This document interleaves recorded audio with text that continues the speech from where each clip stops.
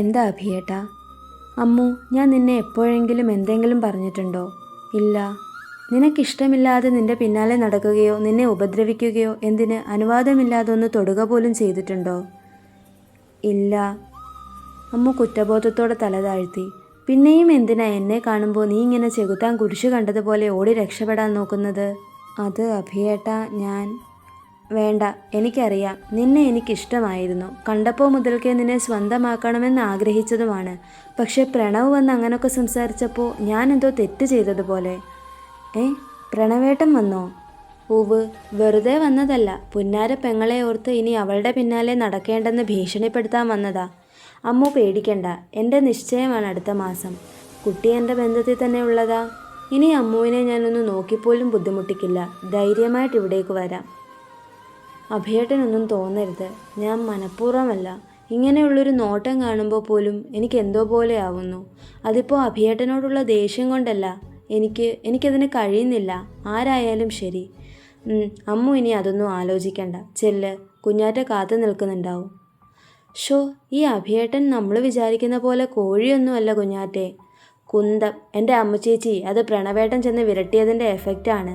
ഈ കല്യാണം ഉറപ്പിച്ച ചേച്ചിയില്ലേ, അമ്മിണിയമ്മയുടെ അടുത്ത ബന്ധത്തിലുള്ളൊരു കുട്ടിയാ. എന്നിട്ടും അതിൻ്റെ അച്ഛനോട് 20 പവൻ സ്ത്രീധനം ചോദിച്ചിരിക്കുക അഭിയേട്ടൻ. നിന്നോട് ഈ കഥയൊക്കെ ആരാ പറഞ്ഞത്?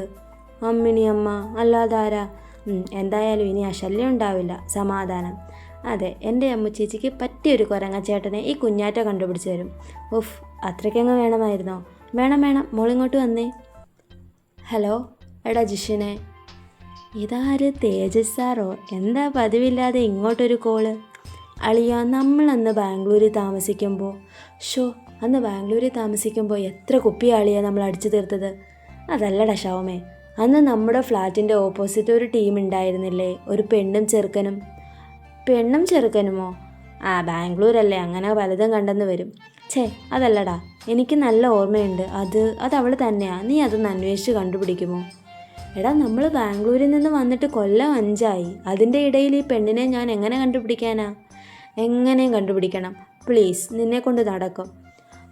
ഉറപ്പ് പറയുന്നില്ല. Let me try. Tejas phone cut ചെയ്തു. 5 വർഷങ്ങൾക്ക് മുൻപ് ഫ്രണ്ട്സുമായി ബാംഗ്ലൂർ ട്രിപ്പിന് പോയപ്പോഴാണ് അവളെ കാണുന്നത്. ബാൽക്കണിയിൽ നിന്ന് കരയുന്നവളെ ഒരു വട്ടമേ കണ്ടിട്ടുള്ളൂ. പക്ഷേ ഇപ്പോഴും മറക്കാതെ ആ മുഖം മനസ്സിലുണ്ട്. അത് ശിവാത്മികയല്ലെന്ന് ബുദ്ധി വാദിക്കുമ്പോഴും മനസ്സ് സമ്മതിക്കാത്തതുപോലെ.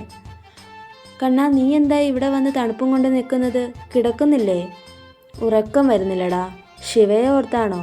നീ അവളെ അങ്ങ് ചുരുക്കിക്കളഞ്ഞോ? ശിവാത്മികയേക്കാൾ ക്യൂട്ട് ശിവയല്ലേ? ഉവ്വേ. അല്ല, ഏട്ടത്തെ വിളിച്ചായിരുന്നോ? പുല്ല്, മൂഡ് പോയി. വിളിച്ചു, അതേപോലെ വെച്ചു.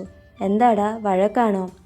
വഴക്കായിട്ടൊന്നും ഇല്ലടാ, എങ്കിലും എവിടെയോ എന്തോ ഒരു ചേർച്ചക്കുറവ് പോലെ. ഇപ്പം എന്താ പ്രശ്നം?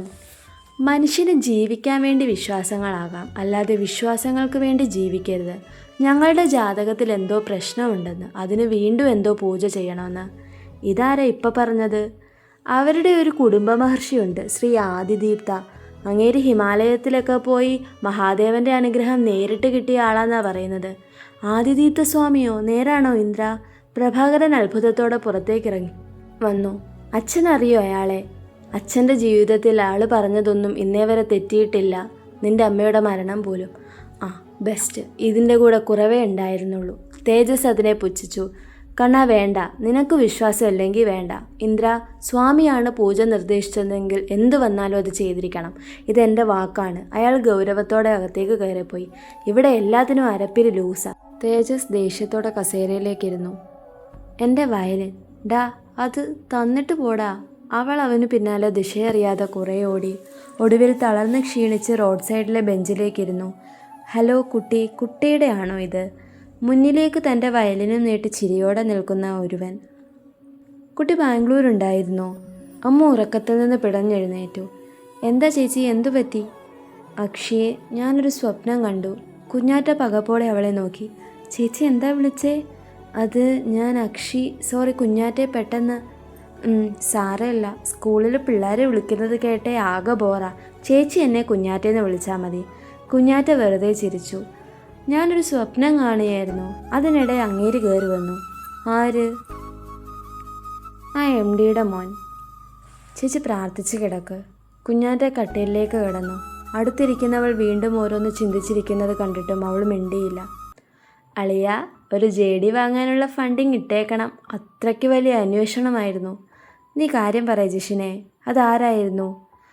അവരൊരു ദിവസമേ അവിടെ താമസിച്ചുള്ളൂ. ചെക്കൻ്റെ പേര് സൂര്യകിരൺ, പെണ്ണിൻ്റെ പേര് തേജസ്. അത് കേൾക്കാൻ എന്ന പോലെയിരുന്നു. വൃഷ്ടി നന്ദഗോപാൽ. അവനത് പ്രതീക്ഷിച്ചിരുന്നില്ല. ശിവ തന്നെയാണതെന്ന് അവൻ അന്നേരം വരെ വിശ്വസിച്ചിരുന്നു. രണ്ടാളുടെയും അഡ്രസ്സ് കിട്ടിയിട്ടുണ്ടോ? ഇല്ല, ഒരാളുടെ ഉണ്ട്. ആ, അത് നീ എനിക്കൊന്ന് ഇട്ടേക്ക്. അല്ല, എൻ്റെ JD അല്ല നിൻ്റെ. വെച്ചിട്ട് പോടാ. കുടിച്ചു കുടിച്ച് കരൾ പ്രസവിക്കാറായി കാണും. അല്ലെങ്കിലും പാലം കടന്ന. ഹാ ശരിയടാ. അവൻ ഫോൺ കട്ട് ചെയ്തതും തേജസ് അവൻ്റെ അക്കൗണ്ടിലേക്ക് പണം അയച്ചിരുന്നു.